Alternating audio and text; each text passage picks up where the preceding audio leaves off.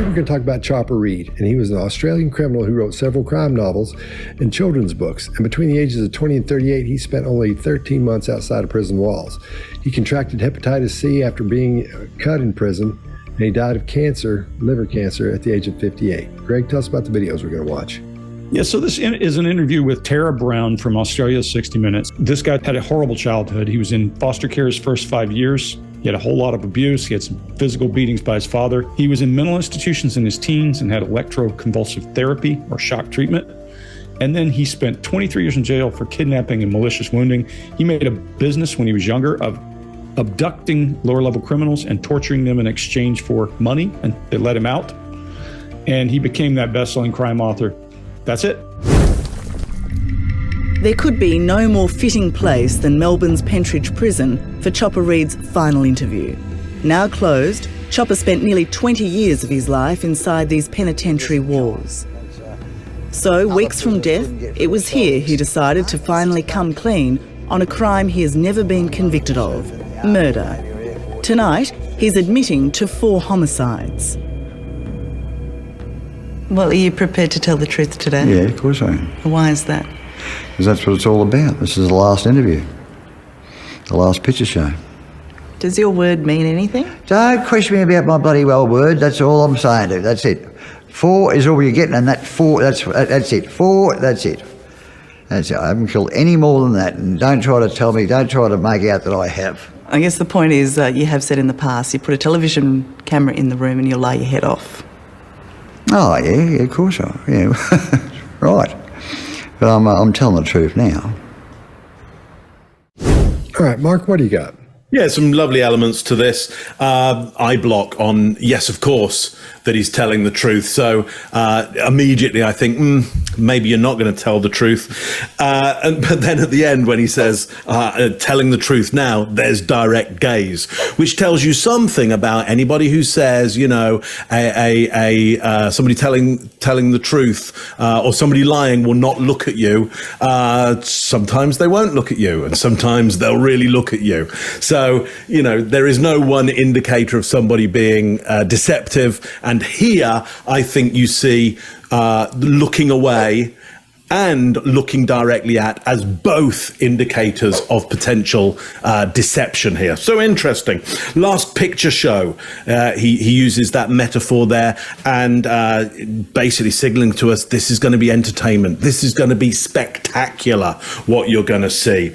He soothes around the knuckles, so lots of protection and soothing around there, but relaxes on, of course. So look, I think there's going to be in this some real entertainment. I think there's going to be some truth telling. I think there's going to be some deception. I think he doesn't quite know at this point, you know, where he's going to go with this one. So let's see, from my point of view, let's see how this rolls out. Let's see what he comes up with. Chase, what do you got on this one? Right on this intro video here, there's a noose hanging from the rafters. I don't know if anybody else noticed it. The rope looks brand new, and I think they probably put this there to walk under it. And I think that was super strange. It looks brand new. His skin and eyes are yellow here, so I think if there's some kind of sickness going on, I don't know anything about this case or this person. This is jaundice or maybe liver failure that's going on, where there's a chemical in your liver called bilirubin, which comes from breaking down some red blood cells, and this can be a reaction to chemotherapy. So maybe he has cancer here, if that's correct. But this behavior here is artificial confidence, trying to appear dominant and in control. His body gives it away pretty quickly. His hands tighten up and pull back to protect his genitals. This is an unconscious response to stress and fear. He breaks eye contact. While he's trying to be dominant, he breaks eye contact and looks away and looks down at the floor. There's repetition of words and reassurance and comfort. And for him, and there's a high shift in blink rate upward to about 60 plus. This is how often we blink is an indicator of stress up high, and the less often we blink is an indicator of focus, most likely. So this is all a complete statement here. A lot of this speaks to a false bravado, a being more domineering than dominant and being more controlling than in control. This is deception. I think we're going to see some interesting stuff. I want to pitch this to you guys while we're here on YouTube. Let's do something different this time. Each one of these videos that we're about to show you is going to have a little crime associated with it. What if each one of us would give a percentage on likelihood of truth for each one as we're going through these? You guys down with that? Yeah, that's good. That's great. It's good. All right. Greg, what do you got? Yeah. So yes, he is in liver failure. This is days before he died. So all that yellow and all that jaundice is tied to his liver failure. And I think he's liver cancer, Scott, you said.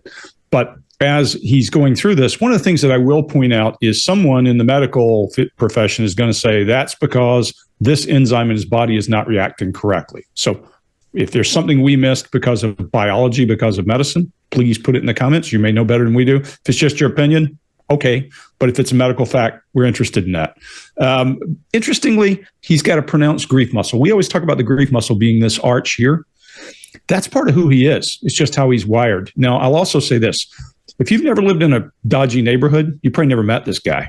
But I've met this guy a bunch of times when I was poor and living in some pretty rough spots. And you know the guy who's funny until he is not. And that's their way of being on top of things. And that false bravado is kind of this gig they have. I would bet you that people that knew him would say, yeah, he's funny until he's not, until he snaps. That pronounced grief muscle, we'll see him use it to some degree. But that request for approval when he says, all you're getting is four, and don't question my bloody word. Then he moves to an eye block. And Chase, to your point, he closes and covers his genitals. And more importantly, he's milling his hands at the same time. So he's created some sacred spaces. I refer to it, meaning I make my own space and then do something that is repetitious to make myself comfortable in that space. And Mark, I'm with you. He eye blocks when he says, I'm telling the truth. And then he makes hard eye contact. I'm telling the truth now. I think if you're looking for what I would call the truth, meaning factual information and fact-based truth, you're probably not going to get it. I think he's done this so many times and he's created this kind of act that we're seeing. He stood on stage. He's been in comedy shows. He's got an act. That's what we're seeing. Scott, what do you got? I agree. Now, it's important to keep in mind that the face is actually a dual delivery system. So, in other words, it can send two messages at the same time with expressions. You may see part of one expression and then another completely different expression, but they're blended together. That's what Ekman, that's how he approaches it or talks about how expressions can be blended together to give you an odd combination of one feeling or one expression and another one. So let's pay attention to that here because we see a lot of that going on here. And the two here that we see, what it looks like is grief and then false confidence. And the false confidence is this almost stoic straight face, which is the false one.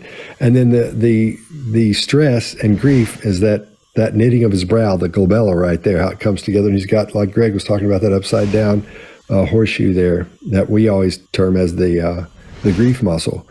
And then he says, yeah, of course I am. We see that eyelid flutter and then they're closed. And that indicates distancing with the eye blocking there. And his head winces almost like he was being smacked. And his eyes close as he answers. And his brain's trying to move him away from that situation, subconsciously, I guess you'd say, because from a psychological standpoint, he doesn't want to hear all this. And when he says that's what it's all about, the last interview, the last picture show, he's adding qualifiers. And no need to add qualifiers unless you're trying to make something sound bigger and greater than it is. And she says, does your word mean anything? Then he initiates several of these large illustrators or regulators trying to shut her down because I think he's afraid she's going to get into that, where he talked about earlier in other interviews how he wasn't honest. And I think they talked about it before this. So I think he's trying to shut her down at that point so they don't get into that, so we'll believe what he's getting ready to say. And at the same time, his arms close up, his arms get tight around his chest, around his body there toward his torso, and his head shakes no. And all these indicate he's trying to shut that conversation down. So what do you got?